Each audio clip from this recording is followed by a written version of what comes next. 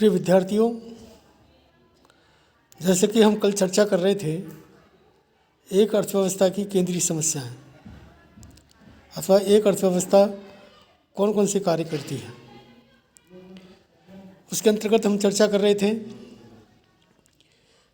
पहली समस्या, क्या उत्पादन करना है, कितनी मात्रा में करना है, जिसके अंतर्गत हमने चर्चा की थी कि एक अर्थव्यवस्था को यह डिसाइड करना पड़ता है कि हमें अधिकतम कल्याण के लिए कौन कौन सी वस्तुओं का उत्पादन किया जाए।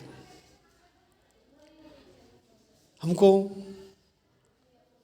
पूंजीगत वस्तुओं का उत्पादन अधिक किया जाए या खाद्यान्न वस्तुओं का उत्पादन अधिक किया जाए।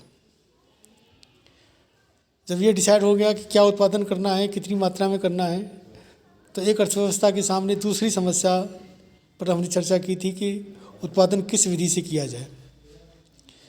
हम सभी जानते हैं कि अर्थव्यवस्था में साधन दुर्लभ हैं और उन दुर्लभ साधनों का अर्थव्यवस्था कम से कम प्रयोग करके ऐसी तकनीकी को अपनाए जिससे कि अधिकतम उत्पादन संभव हो सके। उसके बाद तीसरी समस्या, साधनों में उस उत्पादन का न्यायोचित वितरण हो जिससे कि अधिक से अधिक लोगों का अधिकतम कल्याण हो सके।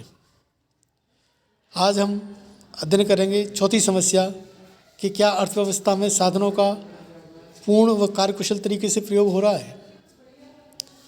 भारत जैसे विकासशील देशों में पूंजी के अभाव में श्रम शक्ति का एक बड़ा भाग बेरोजगार होता है, जबकि जापान, अमेरिका जैसे विकसित देशों में मांग की कमी होने से उद्योग बंद हो जाते हैं और साधन बेरोजगार हो जाते हैं। अतः प्रत्येक अर्थव्यवस्था यह चाहती है कि कोई भी साधन बेरोजगार न हो। दाईं तरफ हम चित्र में देख रहे हैं कि एक अर्थव्यवस्था जब F बिंदु पर उत्पादन कर रही है तो इसका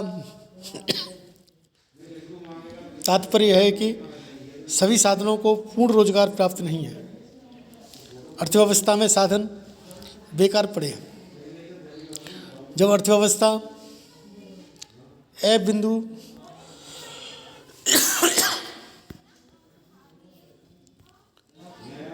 बिंदु से B, C या D बिंदु पर पहुंच जाए तो तब ऐसी स्थिति पूर्ण रोजगार की कही जाएगी। एक अर्थव्यवस्था में साधन कार्यकुशल तरीके से कार्य करते हुए तब माने जाएंगे जब उदाहरण के तौर पर एक उद्योग में साधनों को हटाकर दूसरे उद्योग में लगा दिया जाए, लेकिन ये ध्यान में होना चाहिए कि पहले उद्योग के उत्पादन पर कोई कमी नहीं आए, साथ ही दूसरे उद्योग में उत्पादन बढ़ जाए। अर्थात साधनों का हमको रीएलोकेशन करना पड़ेगा और रीएलोकेशन करके हम इस समस्या का हल निकाल सकते हैं। पूंजीवादी अर्थव्यवस्था में पूर्ण रोजगार की व्यवस्था कीमत प्रणाली करती है। ब्याज दर कम है तो विनियोग बढ़ेगा, इससे रोजगार बढ़ेगा, पर केवल ब्याज दर पर ही अर्थव्यवस्था में पूर्ण रोजगार निर्भर नहीं करता। 1930 की महामंदी से यह सब पता चलता है। समाजवादी अर्थव्यवस्था में केंद्रीय नियोजन सत्ता योजनाबद्ध तरीके से पूर्ण रोजगार की व्यवस्था करती है। मिश्रित अर्थव्यवस्था में कीमत प्रणाली के साथ साथ सरकार भी रोजगार संवर्धन का प्रयास करती है। नेक्स्ट समस्या है आर्थिक अनुरक्षण, विकास तथा लोच की समस्या। अनुरक्षण, मेंटेनेंस, इससे तात्पर्य है कि अर्थव्यवस्था की उत्पादन क्षमता को मूल्य ह्रास की व्यवस्था के जरिए यथास्थिर बनाए रखना है। विस्तार या विकास से तात्पर्य साधनों की किस्में, मात्राओं व तकनीकों में निरंतर सुधार करना है। लोच से तात्पर्य उपभोक्ताओं की रुचि, फैशन, स्वभाव, उत्पादन की तकनीकी, युद्ध, अकाल, मंदी, तेजी, कोरोना जैसी महामारी आदि परिस्थितियों के अनुसार साधनों के समायोजन से है। चित्र में एक अर्थव्यवस्था तकनीकी सुधार से पूर्व पीपी कर्व तथा सुधार के बाद P1 पर पहुंच जाती है। जैसा कि चित्र से स्पष्ट है,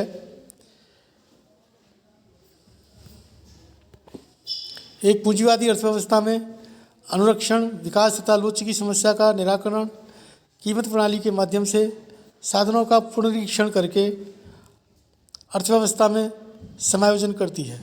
समाजवादी अर्थव्यवस्था में अनुरक्षण, विकास तथा लोची की समस्या का निदान केंद्रीय सत्ता, नैतिक प्रेरणाओं व मौद्रिक प्रेरणाओं के आधार पर करती है। मिश्रित अर्थव्यवस्था में अनुरक्षण तथा विकास कीमत प्रणाली तथा आर्थिक नियोजन दोनों के सम्मिलित प्रयोग से होता है। लास्ट में जो समस्या आती है वो कीमत में उतार चढ़ाव की समस्या है। प्रत्येक अर्थव्यवस्था ये चाहती है कि वह न तो कीमतें तेज़ी से बढ़े और न ही घटे, कीमतों में स्थिरता लाने का भरसक प्रयास करती है। इसके लिए वह राजकोषीय और मौद्रिक नीतियों का सहारा लेती है। पूंजीवादी अर्थव्यवस्था में क्रय शक्ति की स्थिरता के लिए करों का उपयोग व मुद्रा की पूर्ति पर नियंत्रण किया जाता है। कीमत प्रणाली के कारण प्रभावी नियंत्रण नहीं हो पाता। समाजवादी अर्थव्यवस्था में क्रय शक्ति में स्थिरता पाई जाती है, क्योंकि वहाँ उत्पादन, उपभोग, विनिमय, वितरण, बचत, विनियोग आदि सभी क्रियाओं पर सरकार का प्रभावी नियंत्रण होता है।